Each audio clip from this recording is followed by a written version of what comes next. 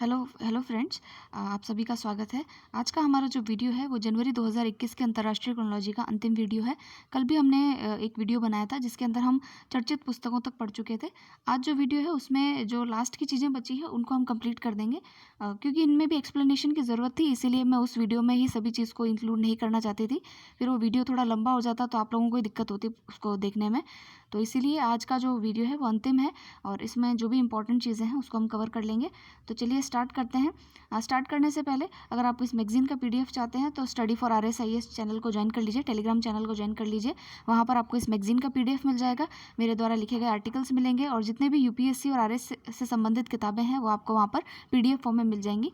अगर आपकी कोई क्वेरी है या फिर अगर आपको कोई बुक पीडीएफ के फॉर्म में चाहिए या आपको कोई भी एडवाइस चाहिए यूपीएससी से रिलेटेड या आरएस से रिलेटेड, तो आप इंस्टाग्राम आईडी है study for RS and IAS, उसको वहाँ पर जो है मुझे मैसेज करके बता सकते हैं। तो चलिए स्टार्ट करते हैं। आज का जो पहला आर्टिकल है वो है शब्द संक्षेप में AFFDF यानी armed forces flag day fund. तो देखिए, सबसे पहले आर्म्ड फोर्सेस फ्लैग डे ये हम कब मनाते हैं? तो ये हम 7 दिसंबर को मनाते हैं। ठीक है। अब ये जो फंड है, इस फंड को क्यों बनाया गया है? इस फंड को इसलिए बनाया गया है कि इसमें से जो जनरल जो पब्लिक होती है वो इस फंड के अंदर जो है अपना योगदान देती है और इस फंड के द्वारा जितने भी ये आर्मी मार्टियर्स होते हैं, ठीक है, शहीद हो जाते हैं कई लोग, और जो हमारे आर्मी पर्सोनल जो होते हैं उनकी जो फैमिली होती है उनको सपोर्ट करने के लिए, उनकी विडोज़, उनके चिल्ड्रन के लिए इस फंड से पैसा यूज़ किया जाता है। तो इसीलिए ये फंड बनाया गया है। तो रक्षा मंत्री राजनाथ सिंह ने जो है जनता को सशस्त्र बल ध्वज दिवस कोष में सहयोग देने की जो है अपील की है। अच्छा, अब इसको जो है इस फंड को मिनिस्ट्री ऑफ डिफेंस के अंदर जो है रखा गया है। ठीक है। नेक्स्ट है समिति आयोग कार्यबल और पैनल के अंदर आप देखते हैं पेरिस समझौते के क्रियान्वयन के लिए उच्च स्तरीय समिति का जो है गठन किया गया है, apex committee for implementation of Paris agreement. Paris agreement क्या है? तो देखिए, मैंने आपको UNFCCC समझाया था और ये किस कारण से अस्तित्व में आया ये भी बताया था मैंने आपको। पृथ्वी सम्मेलन बताए थे यानी अर्थ समिट बताए थे, याद कीजिए। उसके तहत जो है UNFCCC जो है ये अस्तित्व में आया था। इसकी जो है मीटिंग्स होती है जिनको हम की कोप कहते हैं, कॉन्फ्रेंस ऑफ पार्टीज़। तो COP 21 जो हुआ था वो पेरिस में हुआ था और ये एक बाइंडिंग ट्रीटी है। इसमें कहा गया कि जो वैश्विक तापमान है, ठीक है, आप जानते हैं ग्लोबल वार्मिंग बहुत तेज़ी से बढ़ रहा है और ग्लोबल वार्मिंग जो हो रहा है उसमें भारत का हिस्सा कम है। अगर आप देखें तो सबसे ज़्यादा हिस्सा जो है US का है, फिर यूरोपियन यूनियन का है, फिर चाइना का है और उसके बाद में भारत जैसे देश आते हैं जिनका 3% तक का जो है एमिशन होता है। ठीक है। तो कायदे से तो देखा जाए तो हमें तो इस डील का हिस्सा होना ही नहीं चाहिए। डील में सबसे ज़्यादा जो है कमी इन औद्योगिक राष्ट्रों को करनी चाहिए। देखिए, जाहिर सी बात है कि हमारे यहाँ पर इंडस्ट्रियल रेवोल्यूशन, औद्योगिक क्रांति बहुत बाद में आई। ठीक है, हम तो ये कॉलोनी थे ब्रिटिशर्स की, और उससे पहले क्योंकि अमेरिका सबसे पहले आज़ाद हुआ था तो अमेरिका के अंदर औद्योगिकरण आ गया, फिर यूरोप के अंदर औद्योगिकरण आया। और अगर पूरे एशिया की बात करें तो चाइना एक चाइना इस क्या कहते हैं उसको, टेक्नोलॉजिकली बहुत डेवलप्ड है, तो वहाँ इंडस्ट्रियल डेवलपमेंट ज़्यादा है। तो एशिया की बात करें तो चाइना के अंदर है, लेकिन उसके अलावा अगर बात करें तो अमेरिका क्योंकि पहले स्वतंत्र हुआ और उसके बाद में यूरोप ने कई देशों को अपनी कॉलोनी बना के रखा, तो यहाँ दोनों में औद्योगिकरण पहले आया था। तो सबसे ज़्यादा एमिशन तो इन्हीं लोगों ने किया है। ठीक है। तो अभी जो कसम खाना चाहते हैं ये लोग, खिलवाना चाहते हैं लोगों से, वो ये है कि आप 2 डिग्री सेल्सियस तक जो है जो अपना प्री इंडस्ट्रियल लेवल था उस तक तापमान को कम करने का प्रयास करें और 1.5 डिग्री तक लाने का धीरे धीरे प्रयास करें। ठीक है। इसके लिए ही इंटेंडेड नेशनली डिटरमाइंड टारगेट्स जो होते हैं, क्रेडिट्स जो होते हैं, वो भी इन्होंने डिक्लेयर किए हैं कि भाई आप अपने से बताइए कि आप कितना जो है इसको पॉल्यूशन को या ग्लोबल वार्मिंग को या ग्रीन हाउस गैसेस के एमिशन को कम करेंगे। ठीक है, ये इन्होंने कहा है। तो इसी के तहत ये पेरिस समझौता किया गया था 2015 के अंदर। अब देखिए, इसमें जो है भारत के अंदर इसको कंप्लाई करने के लिए, इसकी बातों को लागू करने के लिए एक समिति का गठन किया गया है जिसका नाम है apex committee for implementation of Paris agreement. इसके अंदर 17 सदस्य होंगे और 13 प्रमुख मंत्रालयों के लोग इसमें शामिल हैं। इसके जो हेड होंगे, अध्यक्ष होंगे, वो होंगे हमारे सेक्रेटरी। कौन से सेक्रेटरी? जो कि हमारे मिनिस्ट्री ऑफ फॉरेस्ट, क्लाइमेट और क्लाइमेट चेंज वाले जो मंत्री हैं, वन और जलवायु परिवर्तन मंत्रालय के जो सचिव हैं RP गुप्ता, वो इसके अध्यक्ष होंगे। और इसके अतिरिक्त इसके जो सचिव और उपाध्यक्ष जो इसमें लिख रहा है, रविशंकर प्रसाद भी आदि वगैरह भी इसमें होंगे। नाम याद रखने की ज़रूरत नहीं है, बस इतना ध्यान रखिएगा कि हमारे यहाँ पे ये काम क्या करेंगे। तो इनका कार्य होगा पेरिस समझौते के आर्टिकल 6 के तहत भारत में कार्बन बाजारों यानी कार्बन मार्केट्स को विनियमित यानी रेगुलेट करने के लिए एक राष्ट्रीय प्राधिकरण के रूप में इनका कार्य करना, ये इनका कार्य है। ठीक है, नेक्स्ट है मातृभाषा में तकनीकी शिक्षा प्रदान करने हेतु कार्यबल गठित। तो केंद्रीय शिक्षा मंत्री जो है हमारे, आप जानते हैं कि अभी जो HRD मिनिस्ट्री है उसका नाम बदल करके एजुकेशन मिनिस्ट्री कर दिया गया है दोबारा से। तो इसके जो मंत्री हैं जिनका नाम है रमेश पोखरियाल निशंक। अच्छा, ये निशंक क्यों लगाते हैं आपको पता है? देखिए, निशंक जो है ये इनका टाइटल है, या जिसको कहते हैं पेन नेम है, पेन नेम। ठीक है, जो लोग लिखते हैं, ऑथर होते हैं, इन्होंने कई सारी किताबें लिखी है, तो जो लोग ऑथर होते हैं वो अपने तरीके से ही अपना एक टाइटल ले लेते हैं। तो ये इनका निशंक इनका जो है टाइटल नेम है, पेन नेम है। तो देखिए, ये जो है इन्होंने मातृभाषा में तकनीकी शिक्षा, आप जानते हैं जो टेक्निकल एजुकेशन है जैसे बीटेक आप करते हैं तो वो इंग्लिश में होती है, उसमें कौन सी मातृभाषा आप यूज़ कर सकते हैं? तो ये कहते हैं कि मातृभाषा में तकनीकी शिक्षा प्रदान करने के लिए एक रोड मैप तैयार करने के उद्देश्य से एक कार्यबल का गठन इन्होंने किया है। तो सचिव उच्च शिक्षा अमित खरे की अध्यक्षता में बना है ये कार्यबल। तो किसी भी विद्यार्थी पर कोई भाषा थोपी नहीं जाएगी, लेकिन उनको सक्षम बनाने के प्रावधान जरूर किए जाएंगे, जिसमें कोई भी होनहार विद्यार्थी इसलिए तकनीकी शिक्षा से वंचित न रह जाए क्योंकि वह अंग्रेजी भाषा नहीं जानता। तो इसके लिए कार्यबल इन्होंने गठित किया है। तो हालांकि ये डायरेक्टली काम की नहीं है न्यूज़, लेकिन हाँ, ये आपके इसलिए काम किया, अगर आपसे कोई पूछे कि मातृभाषा यानी हिंदी है, आपकी राजभाषा है, उसके लिए आप इतने सारे कार्य कर रहे हैं, लेकिन आप इतनी टेक्निकल एजुकेशन जो है वो तो आपकी हिंदी में है ही नहीं, तब आप क्या करोगे? तो वहाँ जवाब देने के लिए आप बता सकते हैं कि भाई ऐसे ऐसे काम किए गए हैं, रोड मैप तैयार किया गया है। अभी हाल ही में ये रोड मैप तैयार हुआ है कि भाई किस तरीके से तकनीकी एजुकेशन जो है वो भी मातृभाषा में लोगों को प्रोवाइड किया जा सके। तो ये एक वे फॉरवर्ड का एक पहल जो है वो इसमें दिखाई गई है। तो ये चीज़ें ऐसे काम आती है। ठीक है, अब चलते हैं सम्मेलन, बैठक और कॉन्फ्रेंस में। तो देखिए, ये जो है NMCG यानी कि national mission for clean Ganga जो है, और जो आपका गंगा नदी बेसिन प्रबंधन तथा अध्ययन केंद्र C Ganga, centre for Ganga river basin management and studies ई गंगा, इसके तत्वाधान में 5वां भारत जल प्रभाव शिखर सम्मेलन जो है वो आयोजित हुआ है।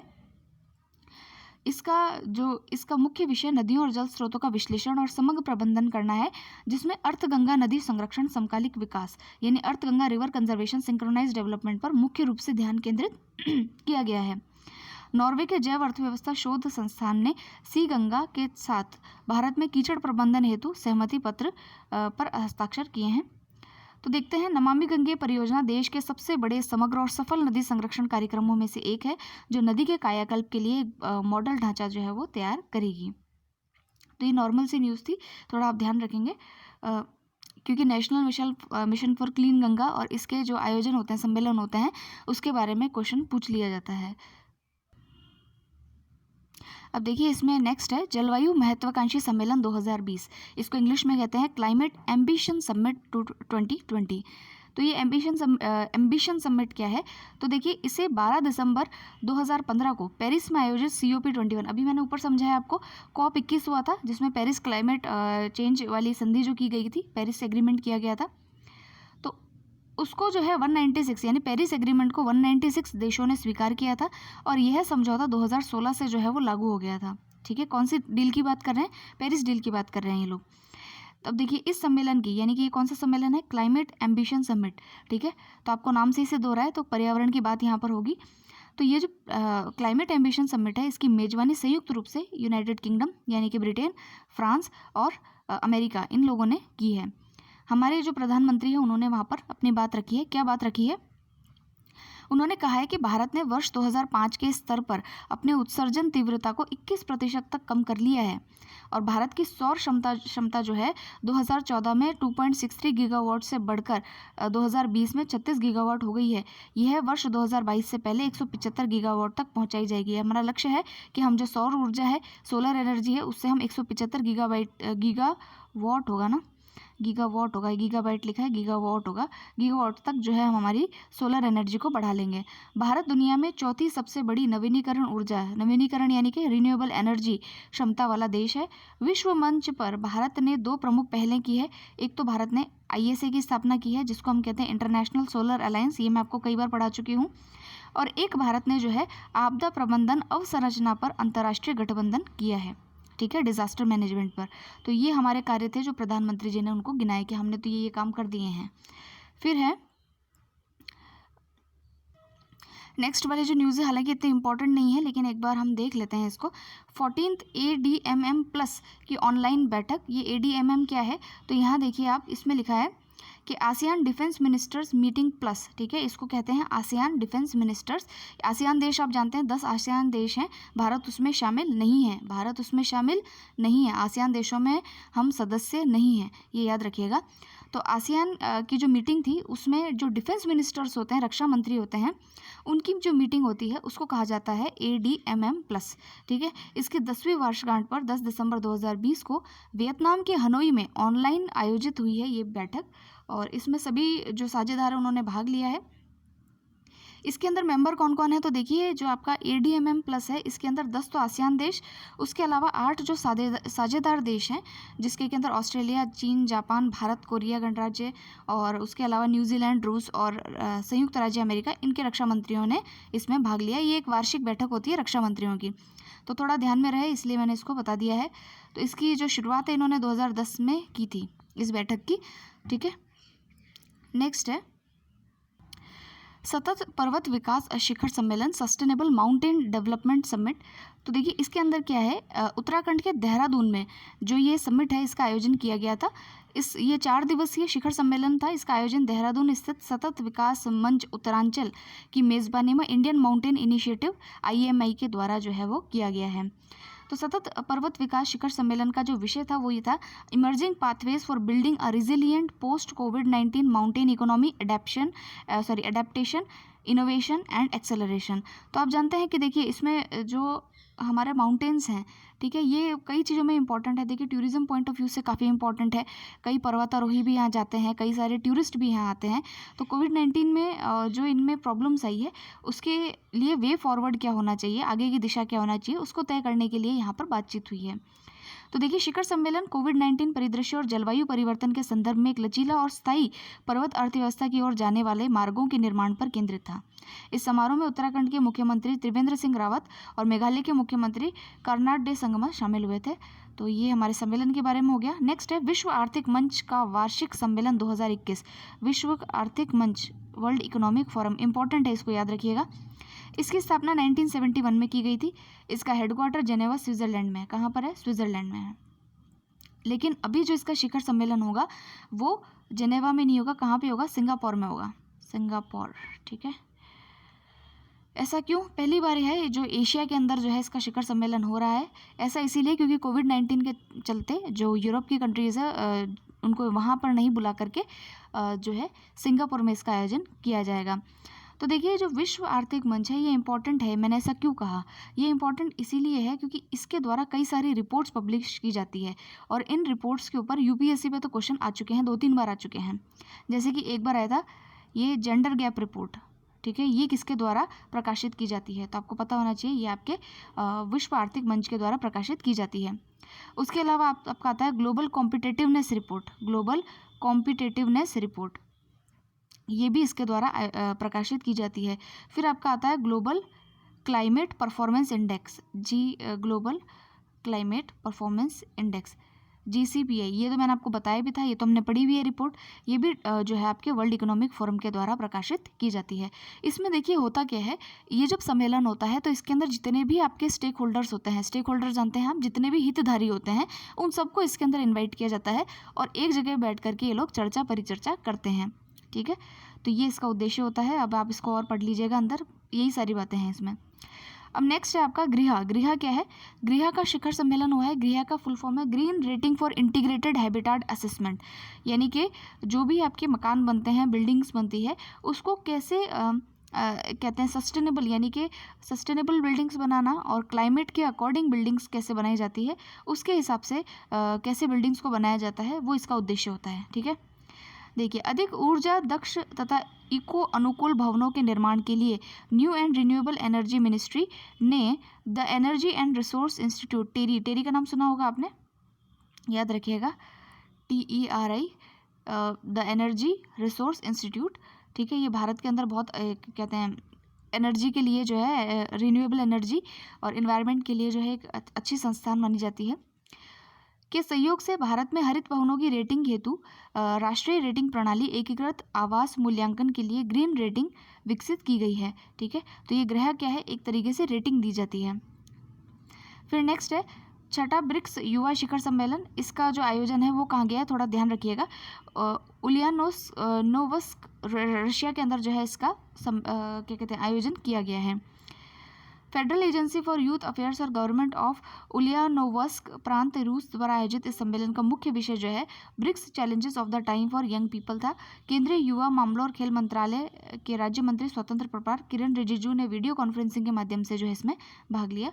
तो ये जो ब्रिक्स युवा शिखर सम्मेलन है ये अलग है, इसका थोड़ा ध्यान में रखिएगा कहाँ इसका आयोजन हुआ, तो इसका आयोजन रशिया के अंदर किया गया था। नेक्स्ट है द्वितीय कैंसर जीनोम एटलस सम्मेलन। नेक्स्ट है द्वितीय कैंसर जीनोम एटलस सम्मेलन। देखिए ये जो कैंसर एटलस सम्मेलन है इसका जो है इसके उपाध्यक्ष रहे यहाँ पर डॉक्टर हर्षवर्धन सिंह, और इसको जो है केंद्रीय विज्ञान और प्रौद्योगिकी मंत्री और वैज्ञानिक और औद्योगिक अनुसंधान परिषद, ठीक है, उसके जो उपाध्यक्ष है उन्होंने अभी बताया मैंने, इसको नई दिल्ली में जो है इसका दूसरा संस्करण जो है आयोजित किया गया, उसका उद्घाटन किया गया। तो ये द कैंसर जीनोम एटलस है क्या, इसके बारे में हमें पता होना चाहिए। तो देखिए ये जो कैंसर जीनोम एटलस है ये एक लैंडमार्क कैंसर जीनोमिक्स प्रोग्राम है। यह आणविक रूप से 20,000 से अधिक प्राथमिक कैंसर और 33 कैंसर प्रकारों के सामान्य नमूनों से मेल खाता है। एटलस समझते हैं आप, जब हम किसी चीज़ के नमूनों को इकट्ठे कर लेते हैं ताकि उस पर रिसर्च को बढ़ावा दिया जा सके, या फिर जो भी डायग्नोसिस है उसको बेहतर तरीके से इफ़ेक्टिव बनाने के लिए जो है इनके नमूनों को संरक्षित किया जाता है, तो उसको जो है हम एटलस का नाम देते हैं। यूएस नेशनल कैंसर इंस्टीट्यूट और national human genome research institute के बीच ये जो संयुक्त प्रयास है ये 2006 में शुरू हुआ था। इन वर्षों के दौरान जो आपका ये TCGA है यानी कि द कैंसर जीनोम एटलस है ने जीनोमिक, एपिजीनोमिक, ट्रांसक्रिप्टोमिक और प्रोटीओमिक डेटा के 2.5 या 2.5 से अधिक पेटाबाइट्स एकत्रित किए हैं। पहले से ही कैंसर के निदान, उपचार और रोकथाम की क्षमता में सुधार करने वाला डेटा अनुसंधानकर्ताओं के उपयोग के लिए सार्वजनिक रूप से उपलब्ध रहेगा। इसी तर्ज पर CSIR भारत सरकार के प्रमुख हितधारकों, जिसमें कई सरकारी एजेंसियां, कैंसर अस्पताल, शैक्षणिक संस्थान और निजी क्षेत्र के साझेदार शामिल हैं, द्वारा भारतीय कैंसर जीनोमिक एटलस की स्थापना 2020 में की गई थी। ठीक है, तो ये इसका उद्देश्य समझ में आ गया। नेक्स्ट हम देखते हैं मेले और जो महोत्सव हैं। तो पहला है इसके अंदर अंतर्राष्ट्रीय विज्ञान महोत्सव, जिसको कि इंटरनेशनल साइंस फेस्टिवल का नाम से हम जानते हैं।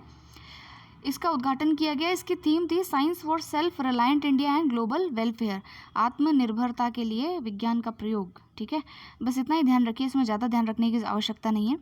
फिर अंतर्राष्ट्रीय भारती महोत्सव, इसका आयोजन जो है वीडियो कॉन्फ्रेंसिंग के माध्यम से किया गया, और इसमें अभी देखिए उक्त महोत्सव का आयोजन तमिलनाडु के वनविल सांस्कृतिक केंद्र द्वारा तमिल भाषा के कवि और लेखक महाकवि सुब्रमण्यम भारती की 138वीं जयंती के उपलक्ष्य में किया गया था।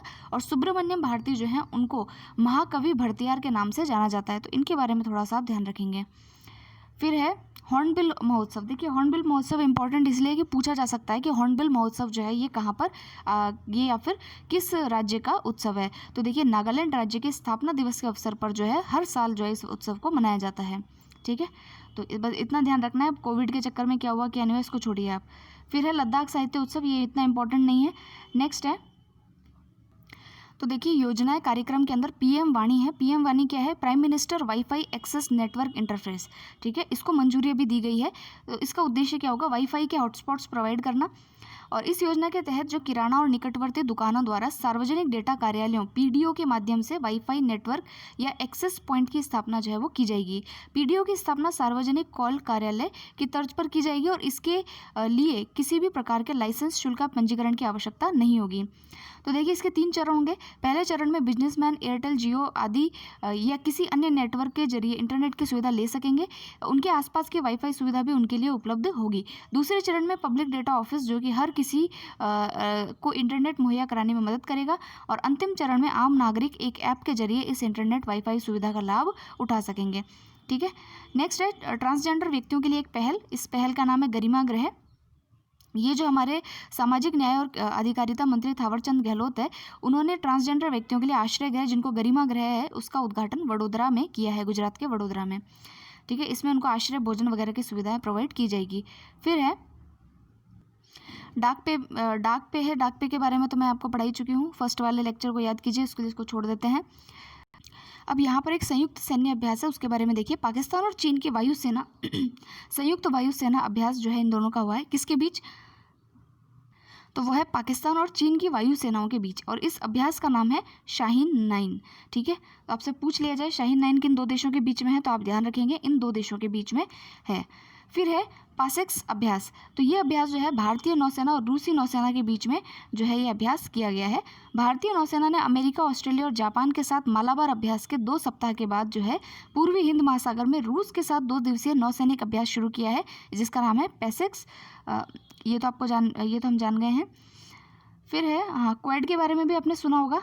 तो ये जो ऊपर वाले जो मेंबर कंट्रीज़ है, क्वेड के मेंबर कंट्रीज़ हैं। ठीक है, अमेरिका, ऑस्ट्रेलिया, जापान, ये जो है क्वेड मेंबर कंट्रीज़ हैं। ठीक है, और ये जो हमारा अभ्यास है ये इस मायने में इम्पॉर्टेंट है क्योंकि हम जो है रशिया हमारा जो है एक ओल्डर मित्र रहा है, तो जब भी यूएस के साथ में हमारी नज़दीकी बढ़ती है तो उसको प्रॉब्लम हो जाती है, तो इसीलिए जो है एक ये अभ्यास जो है एक डिप्लोमेटिक अभ्यास रहा है। ठीक है, स्ट्रेटेजिक।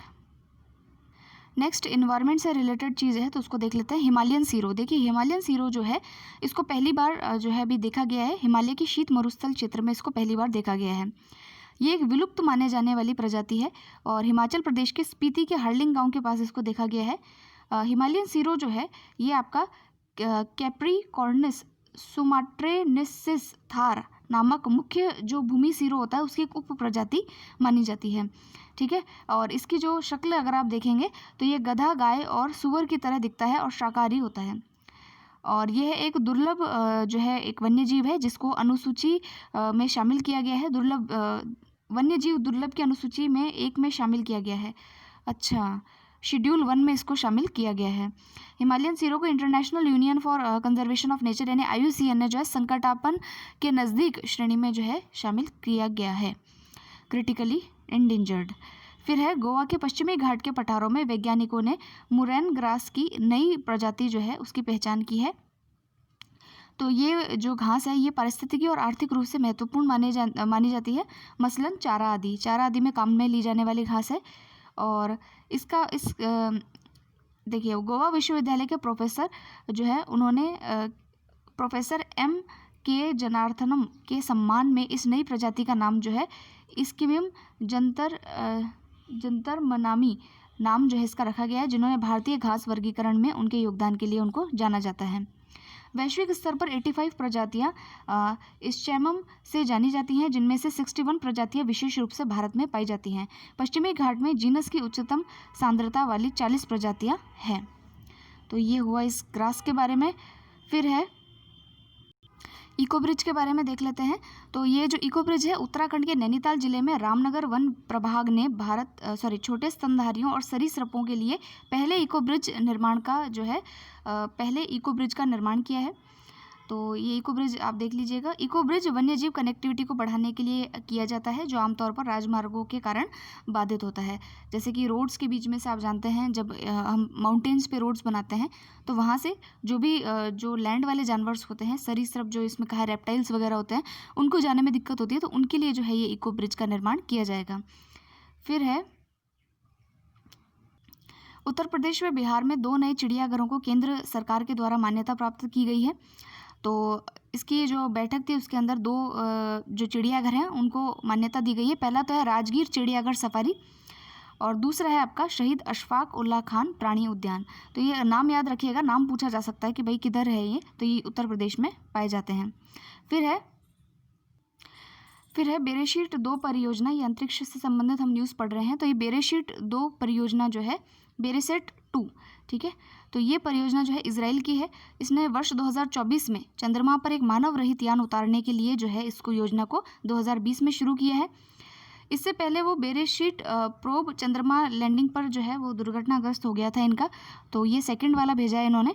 यह अंतरिक्ष यान इजराइल के NGO स्पेस सेल और राज्य के स्वामित्व वाली इजराइल एरोस्पेस इंडस्ट्रीज के द्वारा बनाया गया है। यह अप्रैल 2019 में चंद्रमा तक पहुंच गया था, लेकिन ज़मीन पर उतरने के दौरान इसमें कोई खराबी आ गई। तो नाम ध्यान रखिएगा कि हो सकता है पूछ ले कि किसके द्वारा इसको चंद्रमा पर लैंड करवाया गया है, तो ये इजराइल का है। फिर है पूर्व प्रधानमंत्री आई.के. गुजराल के सम्मान में जो है स्मारिका टिकट जो है वो जारी है। तो ये हमारे पूर्व प्रधानमंत्री रहे इंद्र कुमार गुजराल, ठीक है, इनके नाम से गुजराल डॉक्ट्रिन भी था। इनके सम्मान में एक स्मारिका डाक टिकट जो है उसको जारी किया गया है। वह भारत के 12वें प्रधानमंत्री रहे थे। भारत के विदेश मंत्री के रूप में उनका कार्यकाल के दौरान गुजराल सिद्धांत के लिए उन्हें हमेशा याद किया जाता है। गुजराल सिद्धांत को भारत की विदेश नीति में मील का पत्थर माना जाता है। गुजराल सिद्धांत भारत के पड़ोसी देशों के साथ संबंधों के संचालन का मार्गदर्शन करने हेतु 5 सिद्धांत का एक समूह है। और ये सिद्धांत क्या कहता है? तो देखिए, ये सिद्धांत कहता है कि भारत को दक्षिण एशिया का सबसे बड़ा देश होने के नाते अपने छोटे पड़ोसियों को एक तरफा रियायत दे और उसके साथ सौहार्दपूर्ण संबंध बनाए रखे। तो ये थोड़ा सा ध्यान में रखिएगा। फिर आता है चक्रवात बुरेवी। ये चक्रवात बुरेवी जो है ये तमिलनाडु और केरला में एक चक्रवात जो है उसके तमिलनाडु और केरल के क्षेत्र में इसको जो है देखा गया है। और इसका नामकरण जो है वो मालदीव के द्वारा जो है वो किया गया था। माउंट एवरेस्ट की संशोधित ऊंचाई जो है वो अभी बताई गई है। तो पहले तो 8848 थी और अभी बदल करके इसमें 0.86 मीटर और जुड़ गई है। 8848.86 मीटर यानी 86 सेंटीमीटर अधिक इसकी ऊंचाई जो है वो हो गई है। वर्ष 1954 में भारतीय सर्वेक्षण विभाग द्वारा जो ये नापी गई थी और इसको बदल करके जो है चेंज कर दिया गया है, ठीक है। जो माउंट एवरेस्ट है उसको नेपाल में सागर माता कहते हैं और चाइना में इसको माउंट कोमोलंगमा जो है इसके नाम से इसको जाना जाता है। तो ये भी थोड़ा सा हम ध्यान में रखेंगे। फिर आता है ग्वालियर और ओरछा विश्व धरोहर शहरों की सूची में जो है शामिल कर लिए गए हैं। तो ग्वालियर और ओरछा को संयुक्त रूप से, ये दोनों कहाँ पे है? मध्य प्रदेश में है। तो यूनेस्को ने अपने अर्बन लैंडस्केप सिटी प्रोग्राम के तहत विश्व धरोहर शहरों की सूची में इनको शामिल किया है।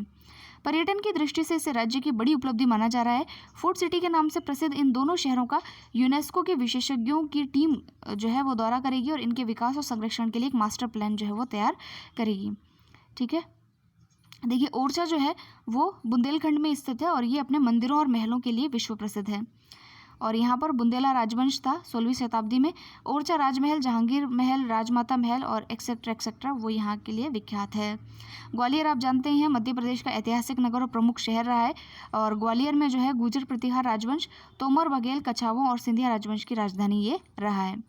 फिर है योगासन को प्रतिस्पर्धी खेल की मान्यता।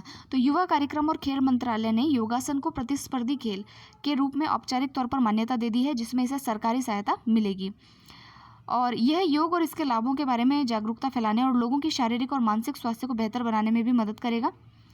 अब प्रतिस्पर्धी खेल के रूप में योगासन को बढ़ावा दिए जाने के लिए सरकार कई महत्वपूर्ण कदम जो है वो उठाए जाएंगे, जिसमें कि 2021 की शुरुआत में नेशनल इंडिविजुअल योगासन सपोर्ट चैंपियनशिप नाम से वर्चुअल मोड में एक पायलट प्रोग्राम या पायलट योगासन प्रतियोगिता जो है उसका आयोजन किया जाएगा, ठीक है। और उसके अलावा राष्ट्रीय योगासन खेल महासंघ का भी गठन किया जाएगा, जिसे युवा कार्यक्रम एवं खेल मंत्रालय ने पिछले माह ही राष्ट्रीय खेल महासंघ के रूप में मान्यता दी है, ठीक है। तो ये हो गया हमारी जितनी भी न्यूज़ थी वो। फिर है कंप्यूटर नॉलेज के ऊपर 2 शीट्स हैं, फिर जनरल साइंस के ऊपर हैं। इसमें जो है MCQs दे रखे हैं, अगर आप चाहें तो इनको कि आपको इसको सॉल्व करना ही चाहिए। बहुत अच्छे MCQs हैं, इससे आपका रिवीजन हो जाएगा। इसको मैं करके नहीं बताऊंगी इसमें, क्योंकि फिर जो है टाइम ज़्यादा जो है इसमें स्पेंड होगा। तो आप इसको सॉल्व कीजिएगा और अगर आपको कोई दिक्कत होती है इसमें तो आप कमेंट सेक्शन में ज़रूर से बताइए। सो आज के लिए इतना ही। ये मैगज़ीन कंप्लीट होती है। Thank you very much. All the very best to all.